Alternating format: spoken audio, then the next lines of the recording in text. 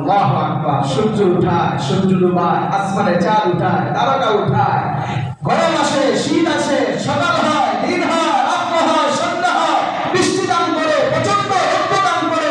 এগুলো নিজে নিজে হইতেছে বুঝি নাকি চালানের একজন আছে? শয়তান মাঝে মাঝে অন্তরে আপনার অন্তরে আঘাত করতে পারে, বোমা মারতে পারে, আর এগুলো নিজে নিজে হইতেছে। কথা ঠিক না বেশি? এই জন্য যে কথা বলতেছিলাম, মুসলমান শয়তান সেইভাবে বিতাড়িত হওয়ার পর আল্লাহ পাকের পক্ষ থেকে পাওয়ার পেয়েছে ওয়াসওয়াসা তৈরি করবার জন্য। আল্লাহ পাক তাকে ওয়াসওয়াসার পাওয়ার দিয়েছে। এই জন্য শয়তান একা একা জাহান্নামে যাবে না।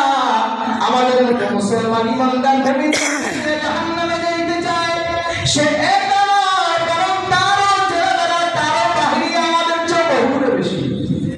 এই জন্য আল্লাহ বলছে মিনাল জিন্নাতি ওয়ান নাস, অর্থাৎ মানুষের ওয়াসওয়াসা, জিনের ওয়াসওয়াসা থেকে আশ্রয় চাই। এখন বোঝা যায় জিনের একটা বিশাল দল আছে, মানুষকে আঘাত করে, মানুষকে ওয়াসওয়াসা দেয়। এটার ব্যাপারে হাদিসের মধ্যে এসেছে যে ইবলিস প্রত্যেকদিন সন্ধ্যাবেলা তার বিশাল বাহিনীকে নিয়ে আটলান্টিক মহাসাগরের মধ্যে বসে। কোথায় বসে?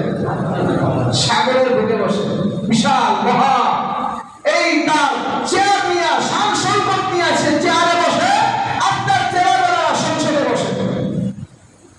বসার পরে সারাদিনকে বাবাই কি করেছে? আকাম প্রকাম আরে কি কোন জায়গায় ওয়াসওয়াসা দিয়েছে। একজনে গিয়ে বলে, মহাবনা জাহাবনা, আমি একটা কাজ করেছি। কি কাজ? কাজকে দেখেছি এক ব্যক্তি ওযু করিয়া মসজিদের দিকে রওনা করছিল, তার অন্তরের মধ্যে এমন একটা আমি গুরুত্ব অন্তরের মধ্যে চাপায়া দিয়েছি, সে মসজিদের রাস্তা হারায়া ওই কাজের দিকে দৌড়েছে। অর্থাৎ তাকে আমি নামাজ থেকে বিরত করেছি। শয়তানকে ধরে বলে এটা তো তেমন কোনো কাজ না, এটা প্রত্যেক দিনের সবাই করে, আর কারণ কিছু বলতে হবে। আরেকজন গিয়ে বলে, জাহাপনা মিস্টার, আমি এমন কিছু কাজ করেছি যে একটা মানুষ তার উপরে বছরে একবার যাকাত ফরজ হয়ে যায়। এই মানুষটাকে ওয়াসওয়াসা দিয়ে যাকাত থেকে আমি বিরত রেখেছি। আমি তার অন্তরের মধ্যে ওয়াসওয়াসা তৈরি করে দিলাম, যদি তুমি এখন যাকাত দাও তাহলে তোমার মাল কমে যাবে, সম্পদ কমে যাবে। এত কষ্ট করিয়া পায়ের ঘাম, মাথার ঘাম পায়ে ফেলছো, এত কষ্ট করতে মানুষকে কেন দিয়ে দিবা? অতি সহজে মানুষকে মালিক বানায়া দিবা, এটা তো হইতে পারে না।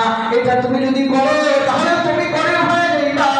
এই লোকটাকে এমন কিছু ওয়াসওয়াসা দিয়া তাকে যাকাত থেকে আমি বিরত রেখেছি, এইভাবে ওয়াসওয়াসা দিয়া আমি রোজা থেকে বিরত রেখেছি।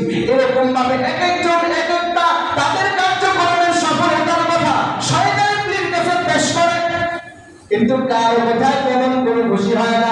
একজন দাঁড়ায় বলে, জাহাপনা মিস্টার, আমি এমন আজকে এমন একটা কাজ করেছি যেই কাজটা এখানে কেউ করতে পারে নাই। কি কাজ? আমি দেখেছি এমন একটা দাম্পত্য, তাদের বীর মহাব্বত ভালো ছিল, তাদের অন্তরের মধ্যে আমি ভালোবাসা দিয়া আমি তেলে বাগুনে জড়িয়ে গিয়েছিলাম। আমি শুধু পেয়েছিলাম তাদের দুজনের মধ্যে মহাব্বত কিভাবে নষ্ট করা যায়, তাদের দুজনের মধ্যে কিভাবে ঝগড়া তৈরি করা যায়, এরপরে দুইজনের বিচ্ছেদ কিভাবে ঘটানো যায়। একে একে আমি অনেক দিন যাবত সাধনা তৈরি করেছি। আজ আমি সেই সাধনায় সফলতা অর্জন করেছি। আমি তাদের মধ্যে এমন ঝগড়া লাগিয়ে দিলাম, দুইজন ঝগড়া করতে করতে দেখা গেছে একজন ঝগড়া লাগিয়ে তার স্বামীকে বলতে, তার স্ত্রীকে বলতেছে, তোরা আমি তালাক দিয়ে দিলাম, 1 2 3 করে একবারে শেষ করছে। একটা কথা খেয়াল রাখবেন, মাঝখানে কিছু কথা বলি। তালাক দেওয়ার কিছু সিস্টেম আছে। একবারে 3টা না বলা, একবারে 3টা না বলা। আপনার স্ত্রীকে যদি আপনি পানিশমেন্ট দিতে চান, রাসূলুল্লাহ সাল্লাল্লাহু আলাইহি ওয়াসাল্লাম আমাদেরকে পরামর্শ দিয়েছেন, আপনার স্ত্রীকে সর্বপ্রথম বুঝাইতে হবে কোরআন হাদিস দিয়া, এটা করলে এটা হবে, এটা করলে এটা হবে, আগে বুঝাইতে হবে। কোরআন সুন্নাহ তার উপরে তুলে দিতে হবে। যদি এরপরে সে না মানে, তারপরে তাকে মৃদু আঘাত করা, চেহারা চোরা না, হালকা শরীর, এটা তার জন্য অন্তরের মধ্যে একটা ক্ষোভ তৈরি হয় এবং সে যেন একটা লজ্জা মনে করে আর যেন এই কাজটা না করে। এরপরে যদি সংশোধন না হয়, যদি ঝামেলা হয়ে যায়, না এই লোকেরা নিয়ে আর সামনে পাচ্ছি না, কিছু একটা করা দরকার।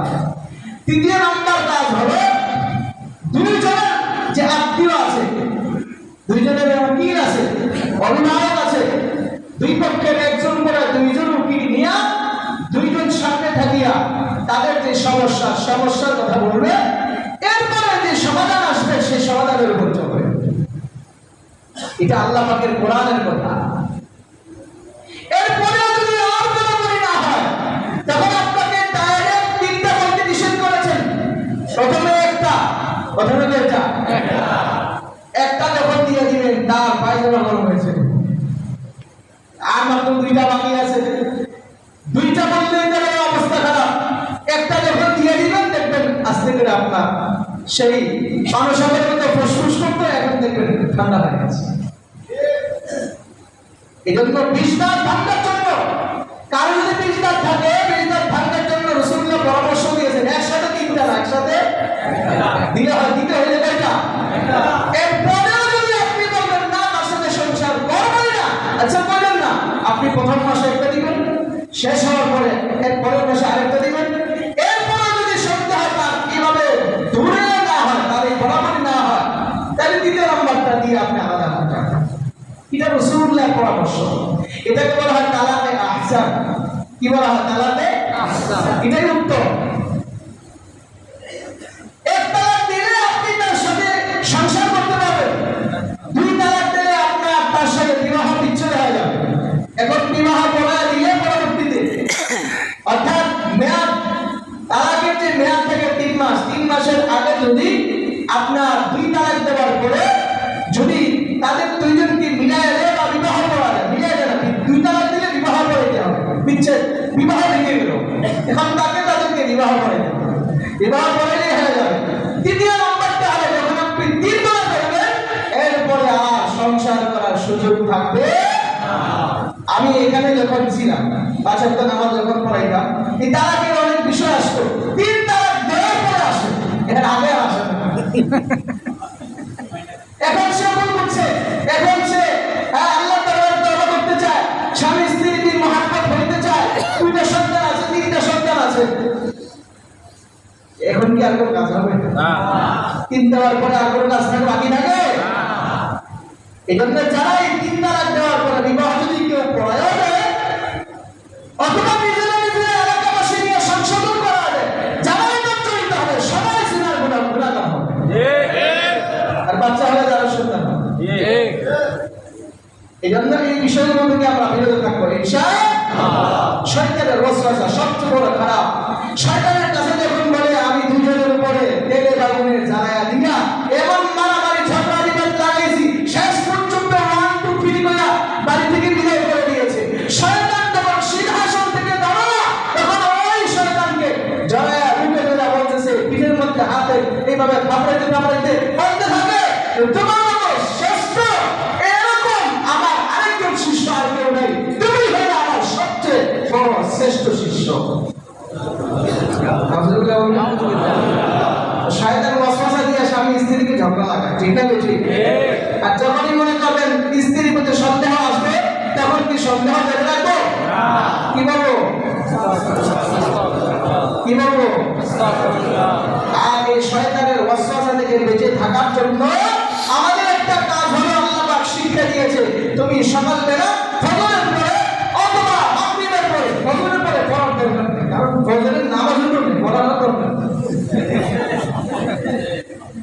আছে না? আমরা তো এখানে, আমি এখানে ফজরের নামাজ 2.5 বছর পড়েছি, জামাত গোসল হয় যেটা, যেদিন হুজুরের ইমাম সাহেবের কবর ভালো করে দিন আগে কথা, এটা শুনে আসছে না সব মুসলিম, ঠিক না বেশি? এখন কেউ কেউ বলতে পারে হুজুর এমনি আমরা তো বাড়ি ঘর আছে, বাড়ি ঘরে আসল কথা হলো যারা পড়ে তারা ঠিক মসজিদে আসে, আর যারা পড়ে না এরা হয়তো সূর্য উঠার পরে পড়ে, আর যারা সূর্য উঠার পরে পড়ে না এরা একবারে ঘরে। এখন সুরাতুন নাস পড়বেন কি পড়বেন না? ফজরের আগে না পড়ে, 10টার পরে। যাই হোক, সকালে আপনি যদি ফজরের নামাজ নাও পড়তে পারেন, যদি কোনো সময় কাজা হয়ে যায়, কাজার পরে সূরা ফালাক, সূরা নাস পড়া, হাতে করে ফুল দিয়া সমস্ত শরীরে বুঝে দেয় আপনাকে মানুষের চক্রান্ত, মানুষের শয়তানি, মানুষের ষড়যন্ত্র, জিনের ষড়যন্ত্র, জিনের ওয়াসওয়াসা, যাবতীয় দুনিয়ার যত অনিষ্ট আছে, যত মাখলুক আপনাকে ক্ষতি করতে পারে, জিন, ভূত, এমনকি কীট পতঙ্গ, সাপ বিচ্ছু, কোনো জীবজন্তু যদি আপনাকে আঘাত করতে পারে, এমন কোনো সম্ভাবনা থাকে, আপনি ফজরের পরে পড়বেন, সারাদিন আল্লাহ পাকের কাছে নিরাপদ থাকবেন। সুবহানাল্লাহ। মাগরিবের পরে পড়বেন, সারাদিন আল্লাহর কাছে নিরাপদ থাকবেন। এজন্য ওয়াসওয়াসা থেকে বাঁচার জন্য সূরাতুল ফালাক, সূরাতুন নাস আমল করার দরকার আছে না? আছে।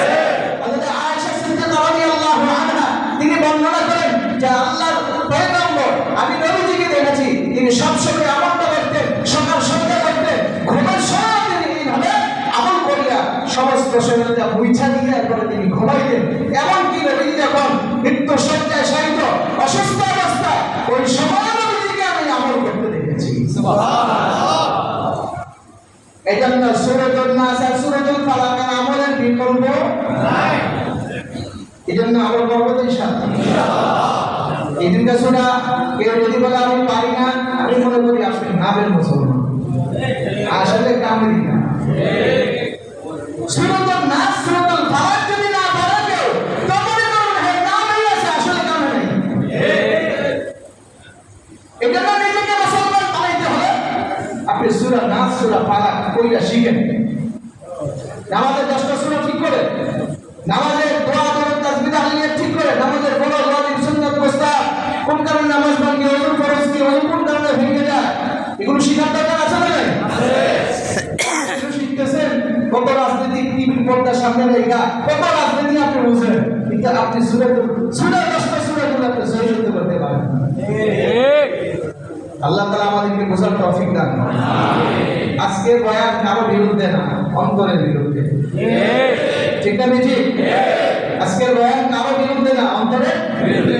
অন্তরের ওয়াসওয়াসা জাগ্রত হয়, তৈরি হয়, এটাকে খতম করবার জন্য বেশি বেশি করে আস্তাগফিরুল্লাহ, আস্তাগফিরুল্লাহ, আস্তাগফিরুল্লাহ।